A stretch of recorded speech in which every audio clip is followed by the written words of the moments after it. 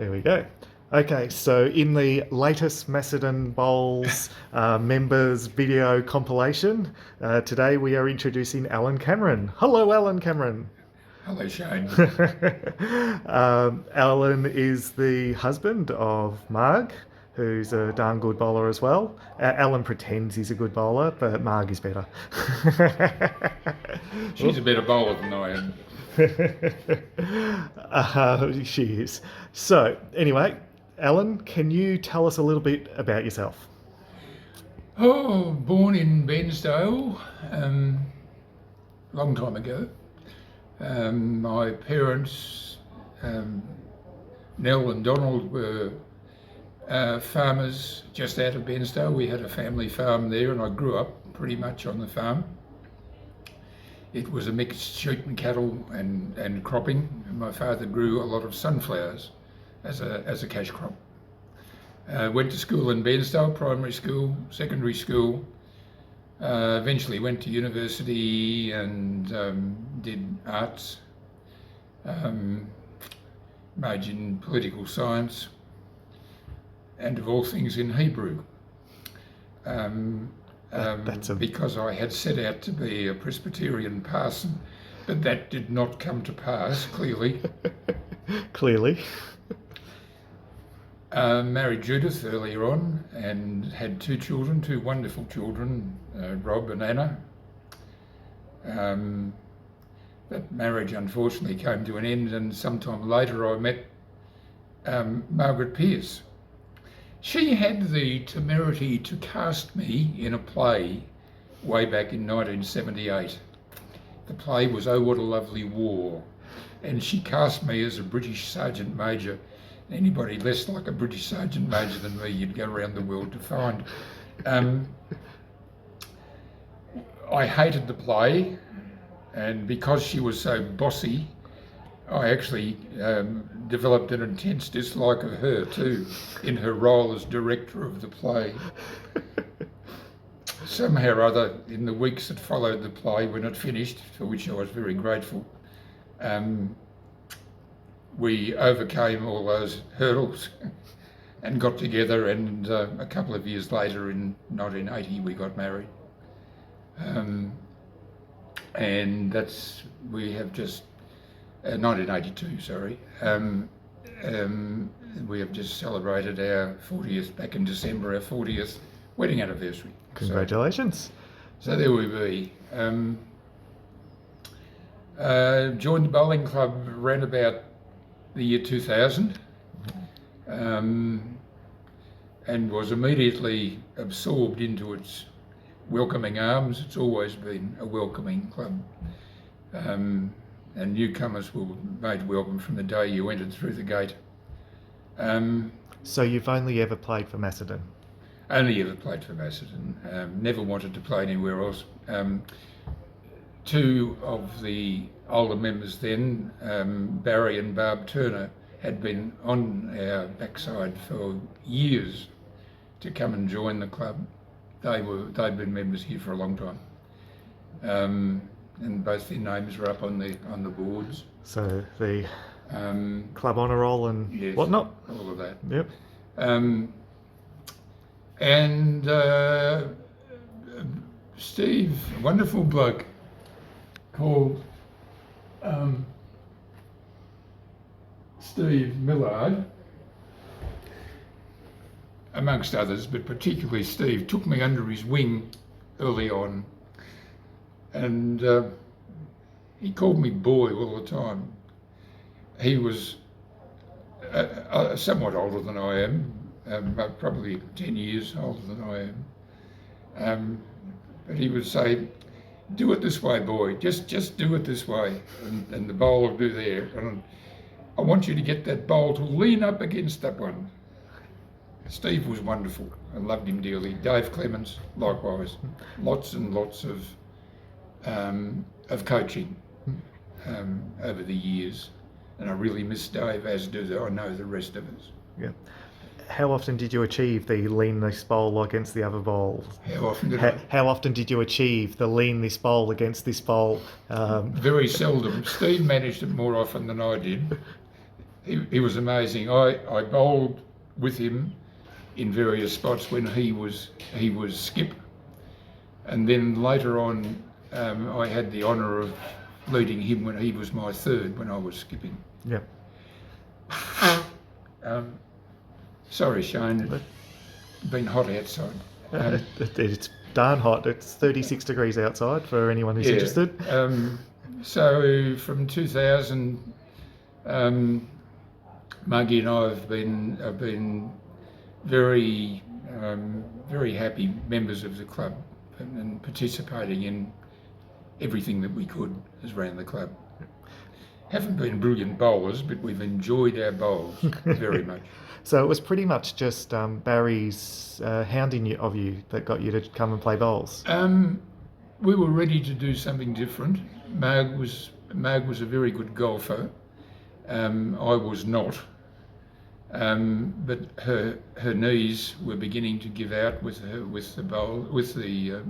golf, and it was time for her to do something else as far as sport was concerned. Yep.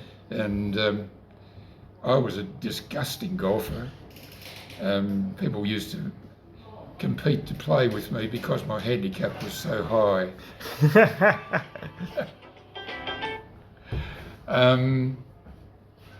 So yes, Barry and Barb were very influential in getting us to come and play with this club. With this club. Otherwise, we would probably have gone down and played with Gisborne. Oh no. Yes, Gisborne being our mortal enemies. Oh, of course. But then we live in Gisborne. We'll forgive you of that.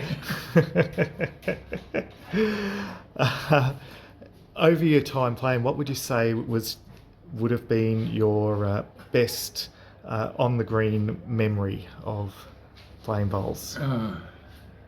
I don't remember many really good ones. Undoubtedly there have been some.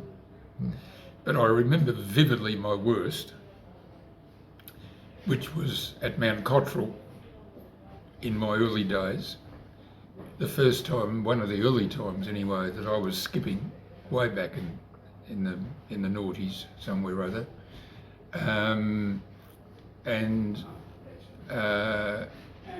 I went down something like 45-7, and I remember that vividly.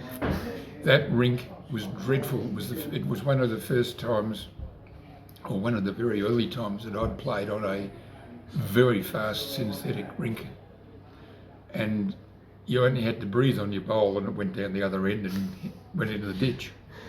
And of course, after playing on this rink, I was absolutely not used to it, neither were any of the others.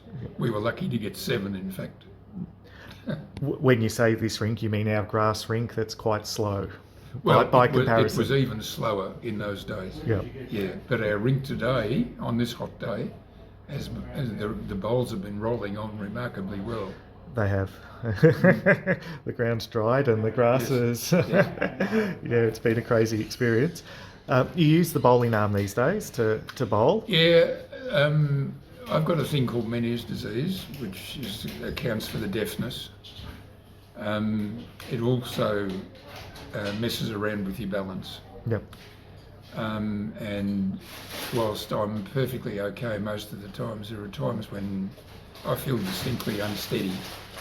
Consequently, when I'm walking around the streets in Gisborne or anywhere else for that matter, I use a walking stick mostly, not all the time. I can walk perfectly well without it. I feel much, much better with it. Yep. On the bowling green, I feel mostly fine, but I've got to watch it. And what was happening to me was that when I crouched to deliver the bowl, when I was bowling by hand, I was having a very strong sensation of falling off the mat, and consequently my bowls were going anywhere. I couldn't steady myself to bowl properly, so I resorted to being able to stand up and swing the arm. Yep. So far, touch wood, fingers crossed, it's been working pretty well. Would you say you prefer bowling with the arm, or did you prefer bowling? I do at this stage. At this stage of my career, I wouldn't have beforehand. Much prefer the feel of the bowl in my hand, I've had to learn anew how to bowl in my what I've called bowl with the tip of the receptacle in the arm, the bowl, the same way as you bowl with the front part of your hand. Good. You go and have a look at your hands since you. Yeah. And that feel is what you miss when you bowl with an arm. Yeah. Yeah, it's a completely new set of skills. Yep. Yeah. Yep. It is a total different experience. Yes. Yeah. So you've said you're the on the green memory that you've remember the most vividly. What about off the green? What's the things that I remember are the social events, of course. Mm-hmm. The club is friendly, and it absorbs new people. It just wraps its arms. It's very, very good. There aren't that many groups of people, sporting clubs particularly, that can do that because of the competitiveness within the club. This club has done it very well all the time that I've been in it. Yep. And the things that I remember are the things we used to call Jewel's Kitchen, which were semi-monthly dinners where the club got together and had a bit of a feed. We paid for it, but it was they were a social success, and I believe they did wonders for the cohesion within the club. Yep. So you'd be a big advocate for us getting back to doing some more social. I'd be a big advocate for regular dinners in the club. It's also an avenue by which news and events can be broadcast around the club, and everybody gets the same message at the same time. Yep. Just one moment. It's all right. Just for viewers, we're doing this in the club room, and we're obviously getting some people coming in, so I'm hoping the background noise doesn't overtake from the interview. We've got more and more people coming in. I'm just going to cut the video for a sec, just to let people know to keep it down for a sec. There we go. We're now back live. I've upset half the club by telling them to keep their volumes down. Anyway, so yeah, the social side of things has been one of your best experiences of the club. The social side of things, absolutely. Yeah. Well, clubs are at least 50% social beings. They're not just out there on the green. They're half in here and sitting around and having a yarn with people.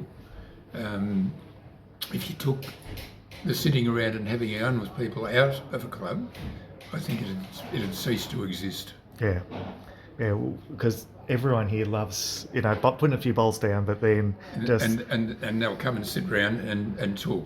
Yeah. So. And Lord knows what they talk about. At least 50% of it's teasing everyone else. not a great deal of bowl necessarily. Yeah, we're solving the world's problems. Mm-hmm. The other 50% is solving the world's problems. Yeah. Just hey, Paul. There we go. The loudest member in the club just came in. When we get to meet Paul in these interviews, we'll know we've met Paul. Yes, absolutely. Over your bowling career, what would you say has been your biggest challenge? Bowling. My biggest obstacle, my biggest problem on every time I go out to bowl is the bowling green. My biggest competitor is the bowling green. With great respect to everybody else around here, the bowling green is my biggest competitor. Getting your bowl to function on the green. Yeah. You've got to be able to be a successful bowler. You've got to be able to bowl on any green at any time, any conditions, and that requires a lot of expertise, commitment, practice, and the only way to do it is to bowl a lot of bowls. Yes. Keep bowling bowls. Isn't it amazing though that you'll go out and you'll bowl on a green and a rink on one day, and then you go and play on that same green and rink the next day, and it's like you can't do anything like you did the day before. Now, there are reasons for that, and they're mostly in here. Yeah. Yes. And you've got to. It's the same with golf. It's the same with footy, cricket, tennis. The skills of the game are in here, not necessarily in these. If you get your head right, your bowls will be right. Yes. Your tennis will be right. Yep. Golly, I've never had my phone ringing so often in one day. It might be urgent. No, I'll get back to them. What would you say was the best game you've ever played? Oh, Shane.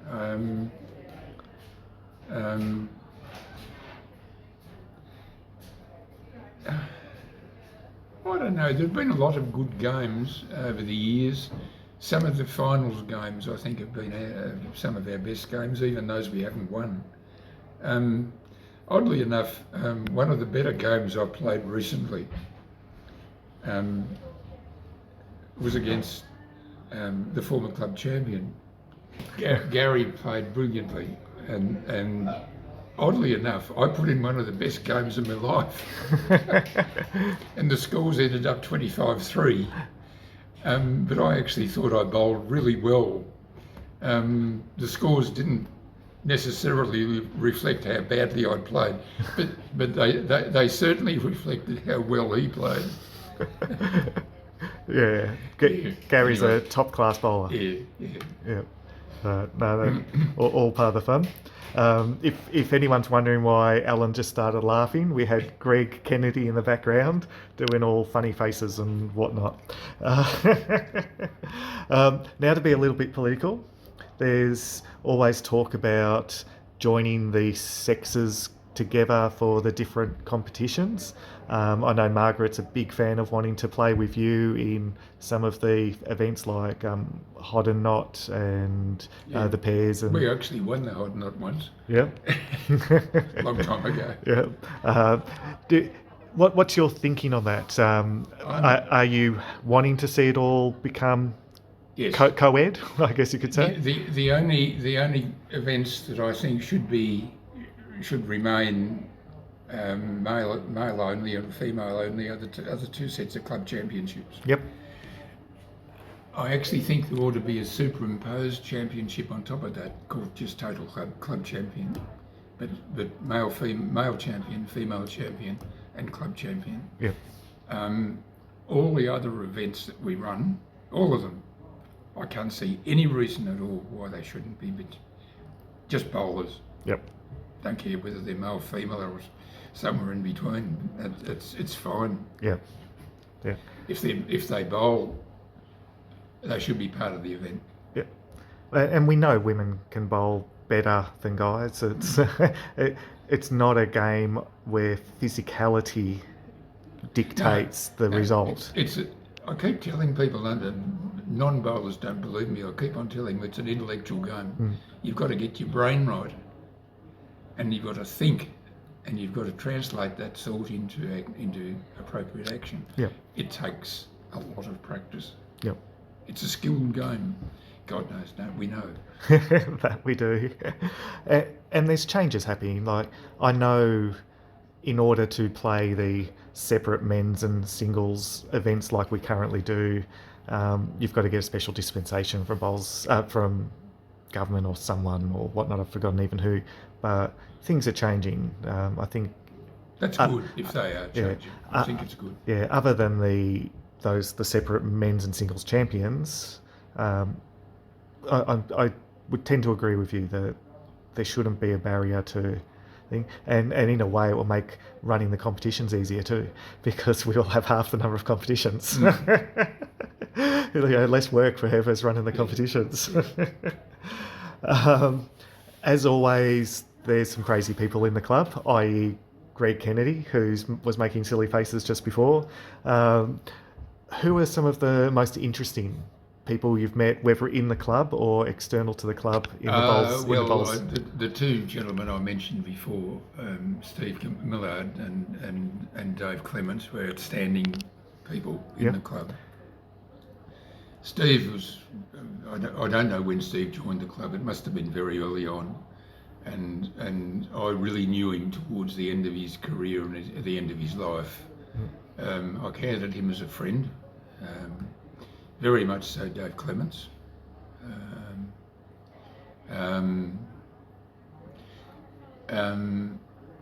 Ian and Jill together have done a lot in holding the club together over the years, an enormous amount, and they have my immense respect. I guess every club has its core people. Every organisation I've ever known has half a dozen, 8, 9 people who keep the club ticking, keep the organisation kicking. It's the same with the theatre, same with the fire brigades I used to belong to, other clubs.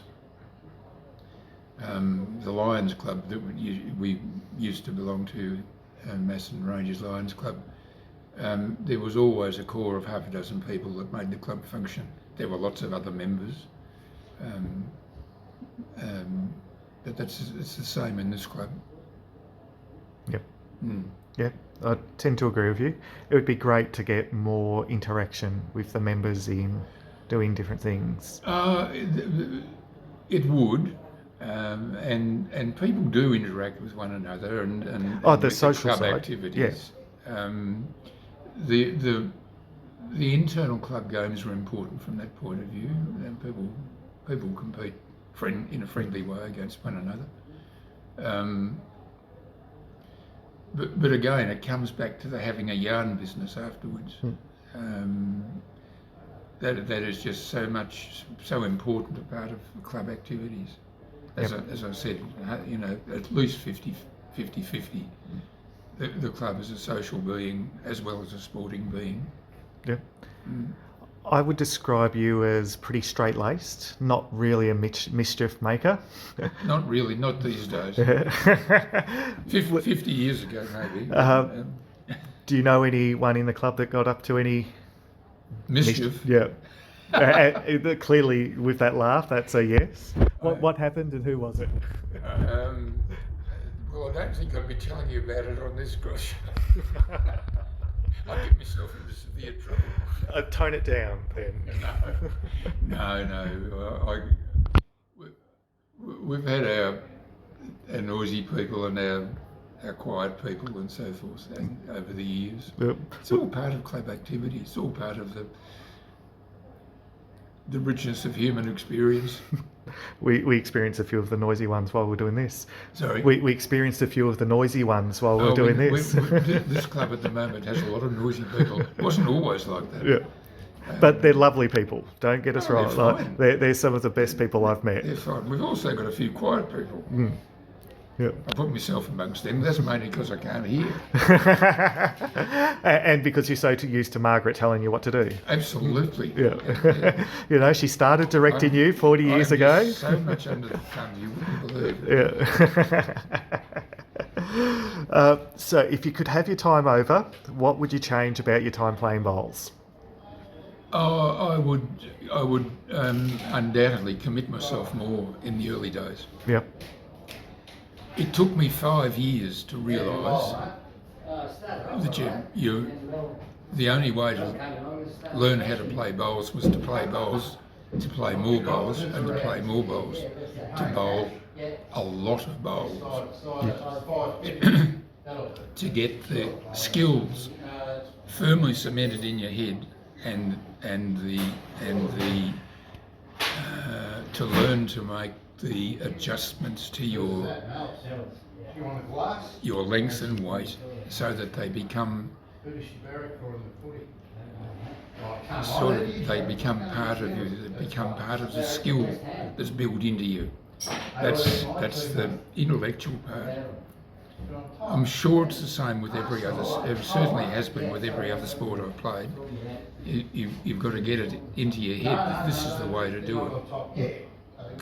I watch champions like Federer and Nadal do their stuff, And part of the reason they're so good is that they play tennis and tennis and tennis. They do not stop playing tennis, and the consequence is that they when Nadal does those fantastic backhands, it just flows.